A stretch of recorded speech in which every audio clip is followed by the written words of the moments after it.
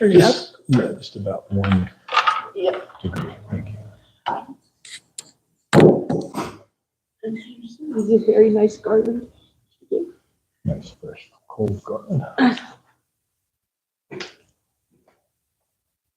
Om Jnana Timirandasya Gyananjana Salakaya Dakshurun Militam Jena Tasmai Sri Gurave Namaha Sri Chaitanya Manobishtam Stapitam Jena Bhutale Swayam Rupagada Mayam Dadati Swapadantikam Vandeham Siguro Sijuta Parakamalam Sri Gurun Vaishnavamscha Sri Rupam Sagrajatam Sahagana Raganatam Mitantam Sujivam Sadvaitam Sabadutam Parijana Sahitam Krishna Chaitanya Devam Sri Radha Krishna Padan Sahagana Lalita Shri Vishakan Vitamscha He Krishna Karuna Sindhu Dinabandhu Jagatpate Gopesha Gopika Kanta Radha Kanta Namostute Kapta Kanchana Gaurangi Radhe Vrindavaneshwari Vrishabhanu Suti Devi Pranamami Hori Priye Banchakapachu Vischa Kripa Sindhu Vevacha Patitanam Bhavanebhyo Vaishnavebhyo Namo Namaha Jaya Sri Krishna Chaitanya Prabhu Nityananda Sri Advaita Gadadhara Srivasadi Gaura Bhakta Vrinda Hare Krishna Krishna Krishna Hare Hare Hare Rama Rama Rama Hare Hare Om Namo Bhagavate Vasudevaya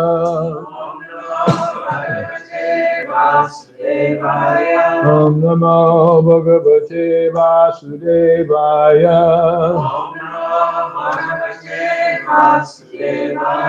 Om Namo Bhagavate Vasudevaya Narayanam Namaskritya Naram Chaiva Narottamam Devim Saraswatim Vyasam Tato Jayamudidayet Nasta Preshu Abhadreshu Nijam Bhagavat Shevaya Bhagavad Yuttama Shloke Bhakti Bhavati Naishtaki. So today Thursday, December 25th, 2025, Christmas Day, celebrated as the appearance of Lord Jesus Christ, but some commentators have noted it's actually the pagan Roman solstice holiday, the winter solstice and the Christmas tree, which is a German tradition and all that, which is not Christian, but that's okay. Yeah, utility is the principle. He gives everything for the service of the Lord. So we're reading from Srimad Bhagavatam, Canto 4, the creation of the fourth order. Chapter number 31, which is the last chapter of the fourth canto. Narada instructs the Pratetas. We will miss this fourth canto, so full of many wonderful purports by Srila Prabhupada. So text number 16. Etad padam taj jagaratmana param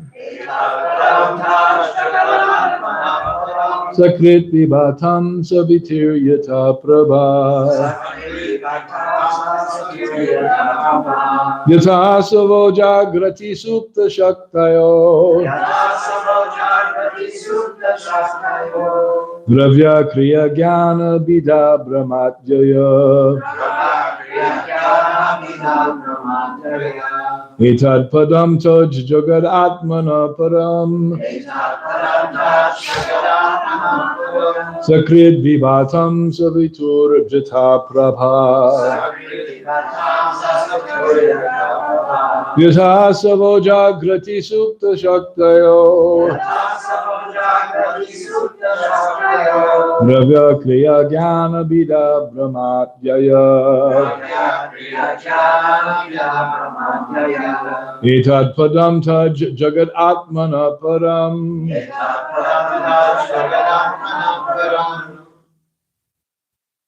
Sakrit vibatam savitur jata prabha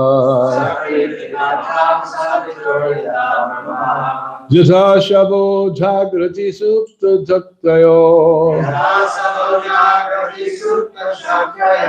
Dravya kriya jnana bida brahmadjaya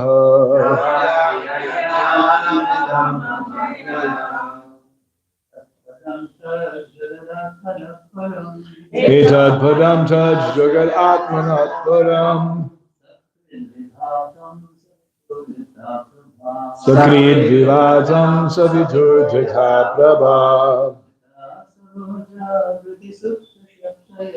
Yata savo jagrati supta saktayo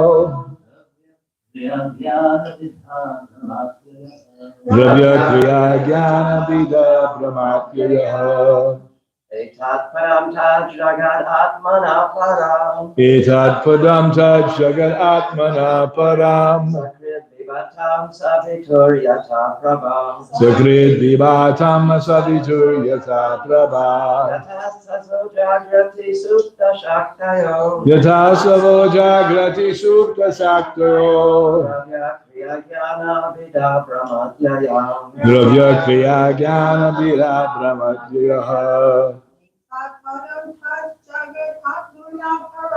Etad padam taj jagad atmanat param Sakrit vivatam savitur yata prabha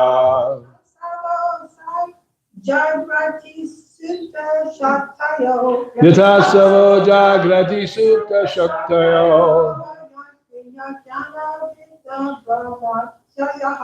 Dravya kriya jnana bida brahmadjaya Etad padam jagadan atmana param Sakrit vivatam savitur yata prabha Yata savo jagrati supta shaktayo Dravya kriya jnana bidam bhavajaya Etad padam taj jagatmana param Sakrit vivatam savitur yata prabha Vitasalo Jagrati Supta Saktayo Dravya Kriya Jnana Vida Brahmadhyaya. The synonyms, please repeat. Etat, this cosmic manifestation. Padam, place of habitation. Tat, that. Jagadatmanaha, of the Supreme Personality of Godhead. Param, transcendental. Sakrit, sometimes. Vibhatam, manifested. Savitu, of the sun. Yata, as. Prabha, sunshine. Yata, as. Asabaha, the senses. Jagrati, become manifest. Supta, inactive. Shaktaya, energies. Dravya, physical elements. Kriya, activities. Jnana, knowledge. Vida Brahma, differences from misunderstanding. Adyayaha, passing away. Translation by His Divine Grace, Srila Prabhupada. Just as the sunshine is non-different from the sun, the cosmic manifestation is also non-different from the Supreme Personality of Godhead. The Supreme Personality is therefore all-pervasive within this material creation. When the senses are active, they appear to be part and parcel of the body. But when the body is asleep, their activities are unmanifest. Similarly, the whole cosmic creation appears different and yet non-different from the Supreme Person. We'll continue without repeating the text because there's a lot of purport here. So Srila Prabhupada's purport, he says, this confirms the philosophy of Achintya Veda Bheda Tattva, simultaneous, one and different, propounded by Lord Sri Chaitanya Mahaprabhu. The Supreme Personality of Godhead is simultaneously different and non-different from this cosmic manifestation. In a previous verse, it has been explained that the Supreme Personality of Godhead, like the root of a tree, is the original cause of everything. That was 2 verses ago. Yata Toror Mula Nishayichanena. Yata, just as, Toror, tree, Mula, the root. Just as offering water to the root of the tree satisfies all the branches, leaves, and twigs. Similarly, offering one's service to the Supreme Lord automatically satisfies all his parts and parcels, including the demigods and all other living entities. A very important concept. It was also explained how the Supreme Personality of Godhead is all-pervasive. He is present within everything in this material manifestation. Since the energy of the Supreme Lord is non-different from him, this cosmic manifestation is also non-different from him, although it appears different. Who knows the verse in Bhagavad Gita? Maya tatam midam sarvam jagadavyakta murtina matstani sarva bhutani nachaham teshvavashitaha. By me and my energies, I appear in this material cosmic manifestation. And although all of my energies are present as the cosmic manifestation, still I am not present there. So Krishna is there, the cosmic manifestation is his energy, yet simultaneously he is different from or aloof from that cosmic manifestation. So he is one with and different from the cosmos. This is the philosophy of Achintya Veda Veda Tattva, as propagated by Sri Chaitanya Mahaprabhu, and especially as expanded upon and well established through logic and argument by Srila Jiva Goswami Prabhupada. Continue with the purport. The sunshine is not different from the sun itself, but it is simultaneously also different. One may be in the sunshine, but he is not on the sun itself. Because if we were on the sun itself in these bodies, we would be what? Crispy critters. Very crispy. We would just burn to a crisp, like the, what is that? The phaser weapons on Star Trek. And then you're gone. Just disappear. Those who live in this material world are living on the bodily rays of the Supreme Personality of Godhead, but they cannot see him personally in the material condition. Wow. So we're actually living, existing on the bodily rays of the Lord. What a fortunate position that is. But we do not see that. In the Bhagavatam, that's explained as a pasyanapi napasyati. We see the cosmic manifestation, but we don't see Krishna. We don't see the Lord. We don't see how it's his energies and how it's working. We just see the cosmic manifestation itself. That's the problem with our material condition. We're blinded by the light. In this verse, the word padam indicates the place where the Supreme Personality of Godhead resides. As confirmed in Ishopanishad, Isha Bhasyam Idam Sarvam. The proprietor of a house may live in one room of the house, but the entire house belongs to him. He goes on to expand the concept. A king may live in one room in Buckingham Palace, but the entire palace is considered his property. It is not necessary for the king to live in every room of that palace for it to be his. Very nice argument. Very nice example. He may be physically absent from the rooms, but still the entire palace is understood to be his royal domicile. The sunshine is light. The sun globe itself is light. And the sun god is also light. However, the sunshine is not identical with the sun god, Vivashwan. This is the meaning of simultaneously one and different. Achintya bheda bheda tattva. All the planets rest on the sunshine, and because of the heat of the sun, they all revolve in their orbits. There's a verse in Brahma Samhita. It's Chakshar Esa Savita Sakala Grahanam Rajasamasta Sura Murtir Ashesha Tejaha Yasya Gaya Brahmati Sambriti Kala Chakro Govindamadi Purusham Tamaham Vajami. The sun assumes this immense heat and light and energy, but it is the representative of the eye of the Supreme Personality of Godhead. And due to the sun manifesting its heat and light in the universe, then all the planets are moving in their various orbits and sustaining life. Actually, Prabhupada says there's life on all planets.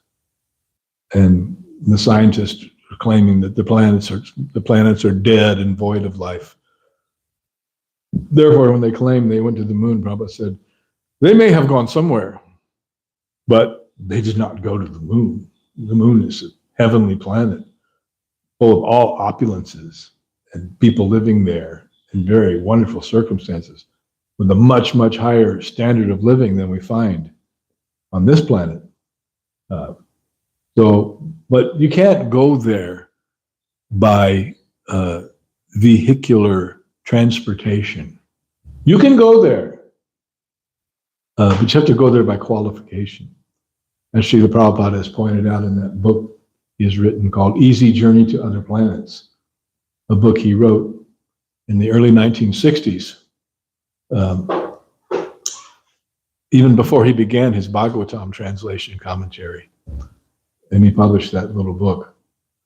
So it is possible to have space travel, to go somewhere else, another planet, but not through mechanical means, not through propulsion systems, not through jet propulsion, or as they imagine in science fiction, through warp propulsion, which is a complete fantasy and concoction. That's why it's called science fiction. Fiction. It's imagination, but it is not a fact. But the Vedas give us information how one can travel to other planets, to the higher planets, for example, but not by Sputnik, as Prabhupada says, but by qualification, by performance of pious activities, by punya, and by performance of austerity. One can achieve elevation to a higher standard of life, but that takes place when the soul leaves this body and then is transferred to a higher body in a higher planet where the conditions are suitable for that level of qualification or piety. And the modern people are blind to this and don't understand this because they have not studied the Vedic scriptures, which give this information. The Shastra gives us information of that which is beyond our direct experience. That is called knowledge by hearing. Just like you may hear, oh, there's a great wall in China. Well, you haven't been there, or maybe you have, but most of us have not been there. But we know, yes, the Great Wall is there because there is testimony from those who have been there. So similarly, the Vedas give us testimony of activities and experiences beyond our current limited state of perception.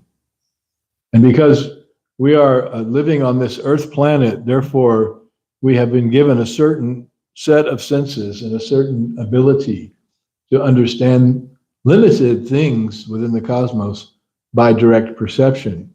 But when we try to expand the range of our sense perception by mechanical means, like the Hubble and the, what's the other one? The Space Telescope, the one they made here at U of A, named after another famous guy. Yeah, there was the Edwin Hubble, and then there's the next one, James, somebody or other. I can't. Gemini? No. That's the name of a fellow who was a NASA administrator. James Webb, that's what it is, the James Webb Telescope. I could have remembered that 5 years ago. That's probably the last time I heard it. So those telescopes with their technology and all their cool little gadgets and stuff are able to see things that we cannot see with our senses. You can't see that with your eyes, but with the instrument you can see it. But still, the instrument is an imperfect extension of our imperfect senses, which are conditioned according to our karma of having bodies on the earth planet.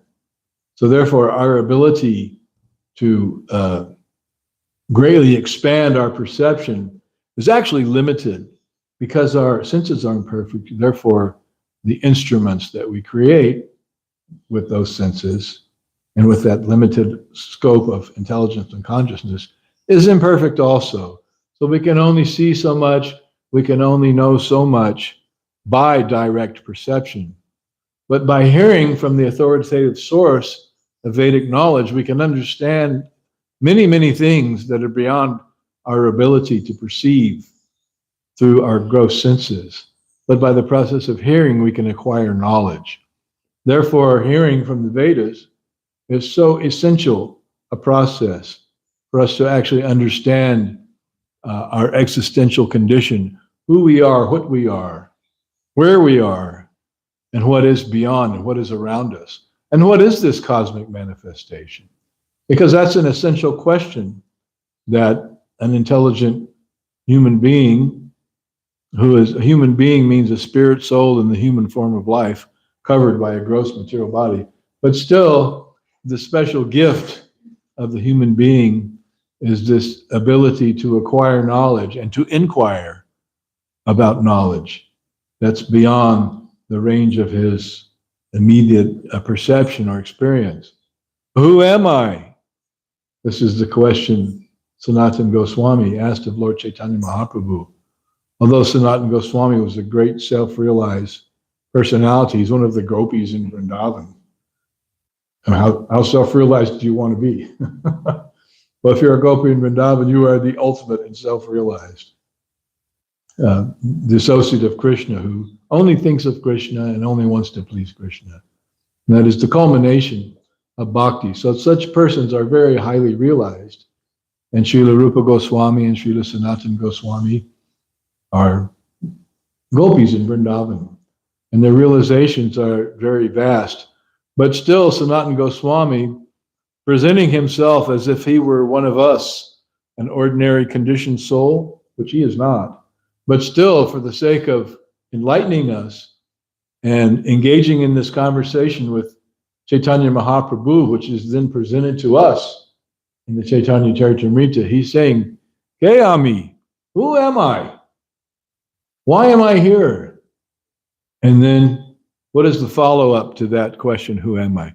Why am I suffering from the threefold miseries? This is a very penetrating question. Okay, who am I? How come I'm suffering?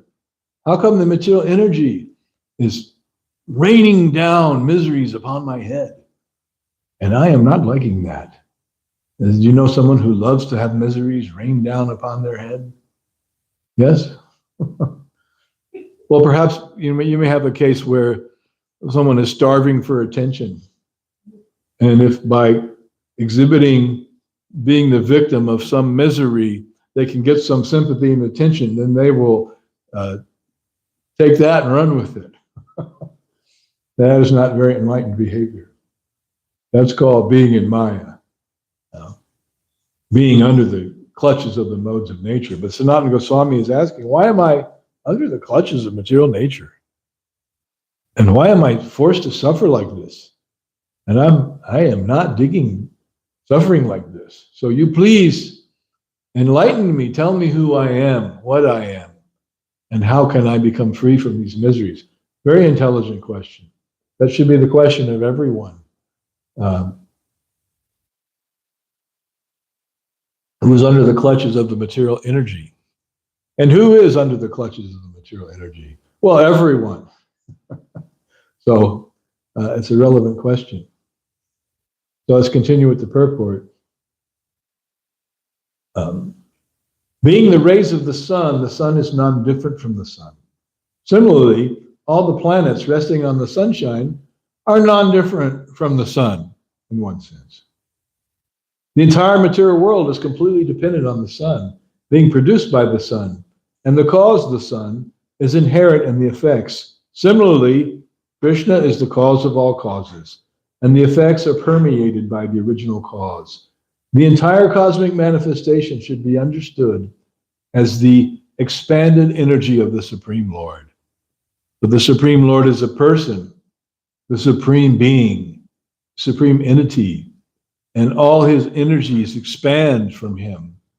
And that includes this cosmic manifestation. And also by his energy, he is manifesting the spiritual world or the kingdom of God, which is a completely spiritual manifestation of the Lord's energies. Whereas this material world, the universe, the cosmic manifestation, is a limited and temporary expansion of the energies of the Lord. Therefore, it's called the inferior energy of the Lord. So the great scholars of Vedic knowledge have analyzed that the Lord's energies can be understood to be divided into three principal categories. One is the internal potency of the Lord, by which he manifests the spiritual world and all the living beings who are inhabitants there. Then there is his material expansion, which is called the inferior energy. So the internal energy is a superior energy of the Lord. And this external energy is the inferior energy of the Lord, which is space and time and the planets. And then in between, in the middle, are the living beings, the jivas, the spirit souls. And the quality of, and that's called the marginal energy of the Lord. Marginal means it has the tendency to be controlled either by the interior or internal energy, superior energy of the Lord, or by the external energy of the Lord. So we jivas, who are known as the conditioned souls living in this universe, living in the cosmic manifestation, we are the marginal energy of the Lord. But because we have forgotten our relationship with the Lord, we've come under the influence of the material energy and have become covered. Our consciousness has become covered. And thus we have forgotten who we really are. And we think that we're products of the material energy. We think, I am this body, and this body is a product of the material nature. Therefore, we think, I am a product of the material nature. I am this body. But that is a dire misconception of who we really are. We really are eternal spirit souls, part and parcel of Krishna, whose real constitutional position or whose natural engagement is the service of the Lord. But we've turned our face away from the Lord. That's called Krishna Bahir Mukha. Mukha means the face, and Bahir means external. So we have turned our face away from the Lord, just like we're right here with Krishna, the deities of the Lord. And we turn our face away. I don't see Krishna. I don't see Krishna anywhere. Well, how about you turn and look, then you will see Krishna. No, I don't want to turn and look. I'm happy the way I am. Thank you very much. I'll remain Krishna Bahir Mukha. I'll remain turned away from Krishna, because that way, I think maybe I can enjoy separately from Krishna, almost as if I were Krishna himself, who's the supreme enjoyer, who's the owner, the controller, and the enjoyer of all his energies. So maybe if I can get my slice of the pie of God's energy, then I can become happy separately from God without having to render any service to him. And I can only just serve my senses and my family and my society and my country and all humanity in a real expanded sense of consciousness. Then I will be very happy. But the result of that is that one is not very happy. One is ultimately miserable. And then one wants to ask, who am I? And how come I'm suffering? I've tried for so many lifetimes to enjoy this material energy through my senses, but they're bad masters. I have never become satisfied. Rather, they're bringing me only misery. An intelligent person can understand this, that the senses are bringing me misery. I try to enjoy, and what happens? I grow old. What happens when you grow old? Senses ain't no good anymore. I've often told the story of one fellow who was selling jewelry at Christmas time in the mall. He had little booths in the mall, and he was the booth next to mine. And he was, at that time I was probably about 50. And he was in his mid-70s. And he was suffering. And he told me, old boy from Texas, he said, don't grow old. It's no good. Spoken in that true Texas wisdom way. Wisdom of the old cowboy. It's no good. What happens when you get old? You can't ride your horse no more. You can't enjoy. You can't enjoy the senses. Because what? The senses are deteriorated. Nothing works. It's just no good anymore. It's no more fun. As B.B. King, the famous blues singer and guitarist, would say, the thrill is gone, baby. The thrill is gone. That's what happens in a mature relationship. There's some thrill. Oh, it's going to be good. It's going to be good. I'm going to enjoy it. But then after a while, the fun wears off and it's no good. So that is our experience in the material world. That is the experience of everyone who lives long enough to achieve old age. And someone who doesn't live long enough to achieve old age, well, they've died. And what's the fun in that? That's no fun either. We might not remember, but we've taken many births and deaths. And every time we have to leave the body, it's not fun. It's a very painful experience, and one becomes bewildered, and then one goes on to another body, one takes another birth, and one forgets everything. There are very rare cases where someone can remember their previous life. That's called jati smar. Jati means birth, and smar means to remember.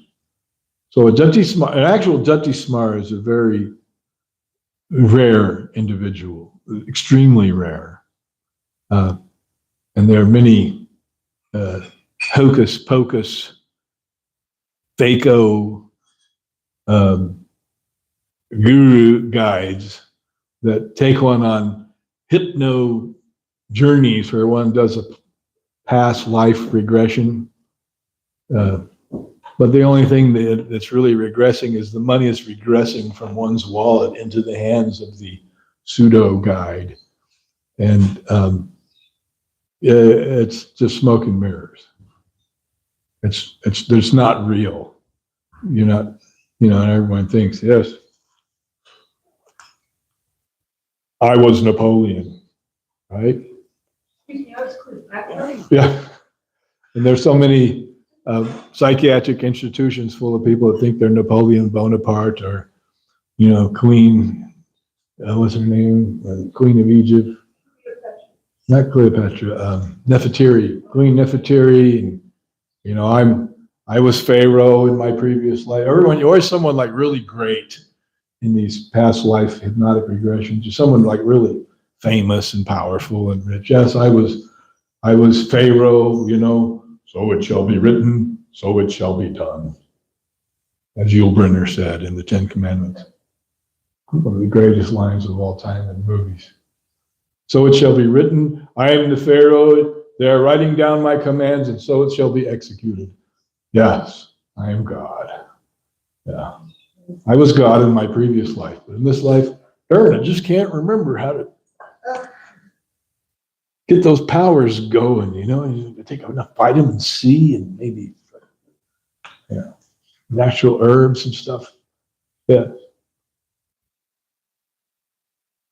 So let's continue on with the purport. When one sleeps, the senses are inactive, but that does not mean the senses are absent. When one is awakened, the senses become active again.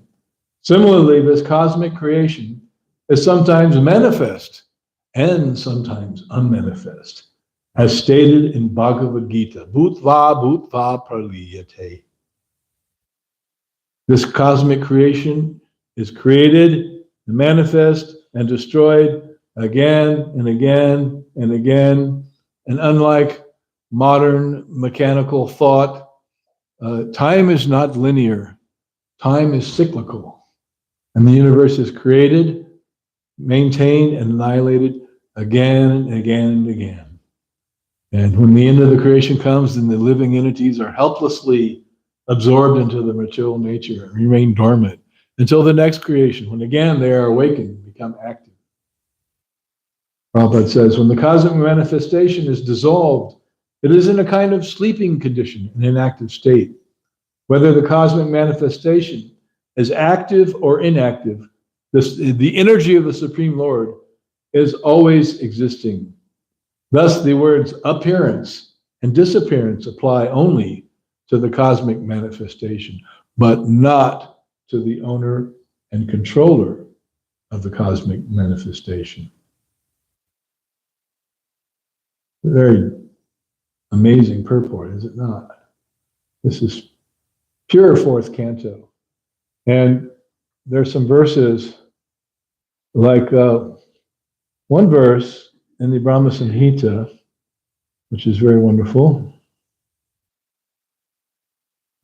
Chapter 5, text 35 states, Eka pyasara chayitam jagadanda kotin yachaktir asti jagadanda chayayadantaha andantarasta padamanu chayantarastam govindamadi purusham tamaham bhajami.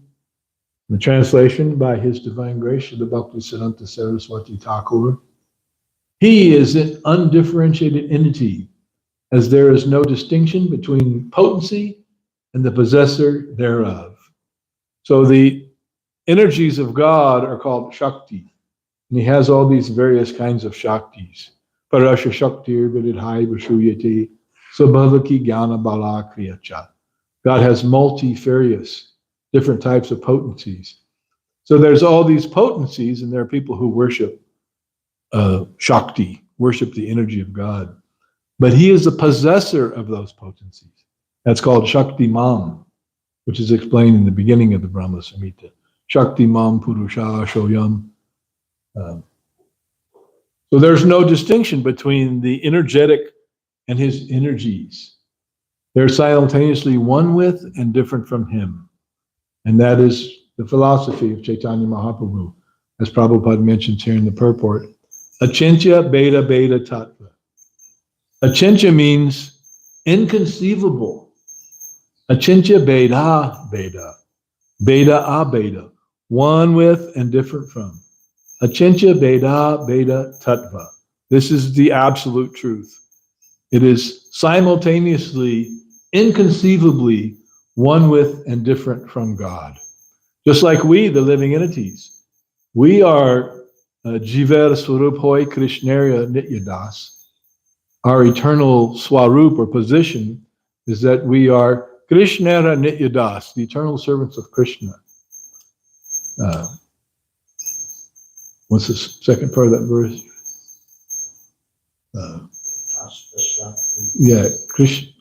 Jiver Swarup Hoy Krishnara Nityadas. Krishnara Tatashta Shakti. But we are the marginal energy, the Tatashta Shakti, Beta Beta Prakash, simultaneously one with and different from the Lord. So when there are those who say that we are one with God. Yes, we are one with God, but we are also different. For example, God is the supreme creator of the universe. So you're one with God. Are you the supreme creator of the universe? Guess what? Don't get too proud there, because you ain't. You're thinking, I am God. I'm one with God. I am God. Why doesn't everyone worship me? But can you create the universe and destroy it and maintain all living entities? And that's called, in one Vedic aphorism, big monkey, big belly, Lanka crossing, melancholy. So that's, not every monkey is Hanuman.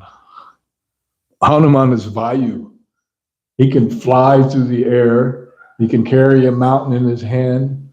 So if some other monkey is thinking, big monkey, big belly, all right, can you fly across from Cape Comorin to the island of Lanka? Lanka crossing? Melancholy. You can't do it. You think you're God, but then when it comes time to perform the activities of God, oh, I'm sorry, right now I can't do it because I have a toothache. So is God controlled by toothache? That is not God. Is God subject to death, old age, and disease? No, of course not. Then He wouldn't be God if He were. So the living entity under the clutches of Maya, yes, you're part and parcel of God, but you are not God. So therefore, Bhaktisiddhanta says, translating the Sanskrit, He is an undifferentiated entity, as there is no distinction between potency and the possessor thereof. In His work of creation of millions of worlds, His potency remains inseparable.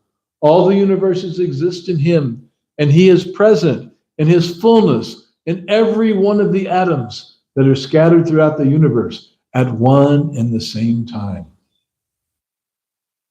Is that what you're doing? Andantarasta paramanu chayantarastam? Are you the super soul expanded into every atom of the creation? Of all the millions of universes? Melancholy. Yeah. Can you create a planet? Can you create the universe? No, I can't do that. Oh, you know what? I guess I'm not God after all. Shucks. So, such is the primeval Lord whom I adore. So that is the translation given to that wonderful verse by Srila Bhakti Siddhanta Saraswati Thakur. So there is this tendency for the living entity under the control of the material energy to think that I am God, or there is no God, or that God is just one of us living entities, and we have forgotten our position. But through meditation, austerity, etc., then I will again remember that I am God, and I will become God again. That's called Mayavad. And the ultimate defeat of Mayavadi philosophy is what? Srimad Bhagavatam, which establishes, and all the Vedic Shastras, but especially the Bhagavatam, which is the pinnacle of Vedic knowledge, that the Supreme Lord is the Supreme Lord, the source of all potencies, and we are his tiny parts and parcels, his expansions. We are one with him in terms of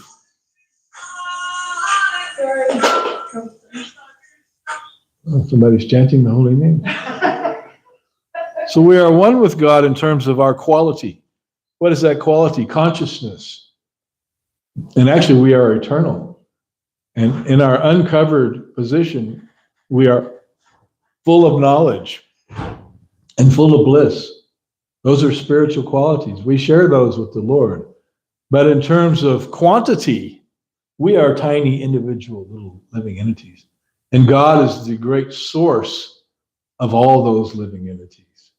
So there's a big difference between the Lord and the tiny living entity. Because he is, like this verse says, all the universes exist in him, and he is present in his fullness in every one of the atoms that are scattered throughout the universe at one and the same time. That's mind-boggling. Just to understand the unlimited potency of the Lord, it's mind-boggling. Our intellect, our mental power, our brain power can hardly embrace that concept. It's so vast and so far beyond our limited purview of consciousness. But self-realization means to advance in understanding the greatness of the Lord and to advance in understanding our own smallness. We can understand our own tininess. That is a great advancement in spiritual consciousness. So such is the primeval Lord. Govindamadi Purusham Tamaham Bhajami. Tamaham Bhajami, whom I worship. That Supreme Lord. So Lord Chaitanya Mahaprabhu, he appeared a little over 500 years ago in West Bengal, and he propounded and propagated this philosophy of Achintya Bheda Bheda Tattva. And although he is Krishna himself, he appeared as if he were a devotee of Krishna, thus showing the way, teaching us to be a devotee of Krishna, and exhibiting the highest love, the Radha Bhava, the love of Radha for Krishna, for the benefit of everyone, and teaching the chanting of the holy names, which he propagated vigorously throughout India, along with preaching this philosophy of Achintya Bheda Bheda Tattva to the leading scholars, impersonalists, and Mayavadis of the day in India.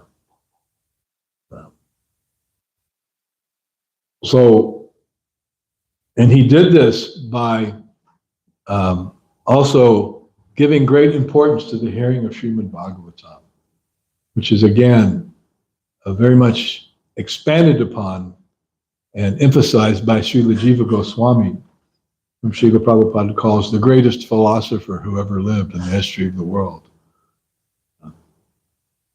whose Sat Sandarbhas, his expositions on the truth, are very much focused on the supremacy of the philosophy of Bhagavatam and the philosophy of Chaitanya Mahaprabhu. So, let's see here.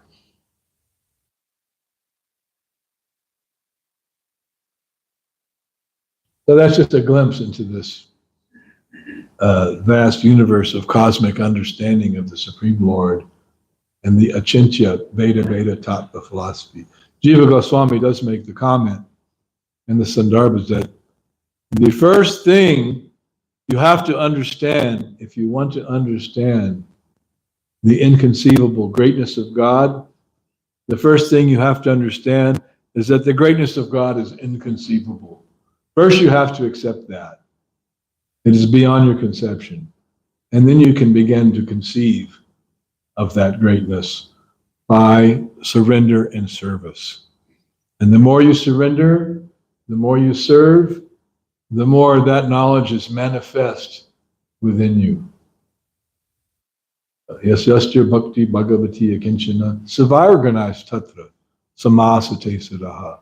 All the good qualities, samasate sudaha, of the demigods become manifest, including knowledge, religion, pious activities, all those desirable things. They automatically become manifest in the person of one who is a devotee of the Lord and practices bhakti yoga, the yoga of devotion to the Lord.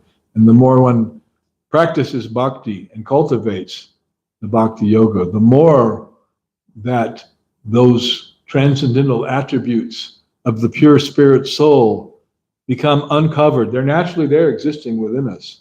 But right now they're covered because our consciousness is covered by the schmeck of the material energy, the stink of Maya, which makes us think that we're the enjoyers and that we're God.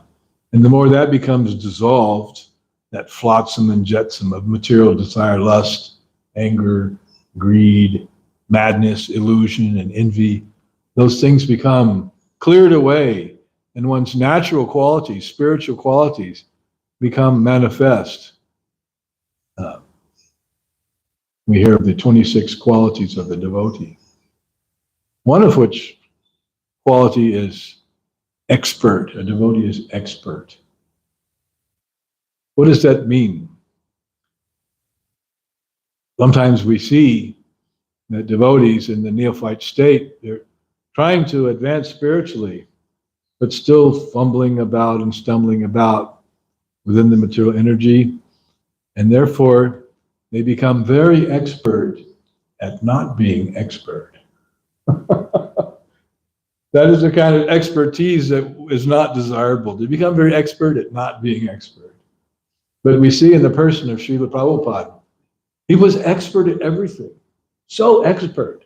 When devotees see that expertise in Srila Prabhupada, his ability to preach, his ability to deal with people, to inspire Krishna consciousness in others, his complete detachment from lust and greed and anger and sense gratification, and always absorbed in serving Krishna in an almost superhuman way. When devotees see that, and they see how Prabhupada is expert at everything. One time Srila Prabhupada was playing the mridanga, and he was in his late 70s. And a devotee said to Srila Prabhupada, you're so expert at playing the mridanga. And Prabhupada said, why not? I've been playing since I was 5. So, yes, you come back, after 70 years, you become a little bit expert. You're doing it a lot. So practice makes perfect. So the practice of bhakti makes the spirit expert and perfect. And one of the definitions of expert is one who can easily achieve so many things by one's effort and activities. And so many things are easily accomplished, almost as if like miraculous. That is expert. So that's one of the qualities of a devotee. Another great quality of a devotee is gravity. A devotee is very grave, very deep, very sober. What does that mean? Does it mean he's dry and hard as a rock and unfeeling and unmoving? No. No, he's actually very deep and full of rasa, full of love and humor and understanding. Shama Sundar said of Srila Prabhupada, he was always cracking us up. He was so funny. Prabhupada would make these insightful, biting comments, which would just have us in stitches. We could hardly keep a straight face when we're in the room talking with him. It was so funny. Great sense of humor, but also very deep and very grave and not frivolous and foolish. All right, so we'll stop here. Questions, comments, realizations, briefly. Henrik. I was going to say there was something wrong with the lights. They seem to be getting dim. And you were saying become God. It seems like in society, like especially a lot of impersonalists, they like to take positions, where they're lording it over and like that. So, and it seems like a lot of people like that, like it's like they used to being under somebody in such a way. So why is it that people gravitate towards people like that, but then when it comes to God, people are almost like lost in trying to, under that kind of Lord? Because things, the cheaters and the cheaters. People like to be cheated, and they like to cheat. You cheat me, and I cheat you, and we're all cheating together, and we're having a grand old time in the process. You scratch my back, I'll scratch yours. The cheaters and the cheated, but also it's a type of ignorance that one doesn't understand the truth and one doesn't know where to find the truth, where to look. Therefore, one requires a spiritual master. And sometimes someone will say, well, I don't need a spiritual master. I'm my own spiritual master because I am so intelligent. So therefore, in Vedic circles, it is said, the one who's accepted himself as his own spiritual master, he has a big fool for a disciple. But a genuine spiritual master, that is another thing entirely.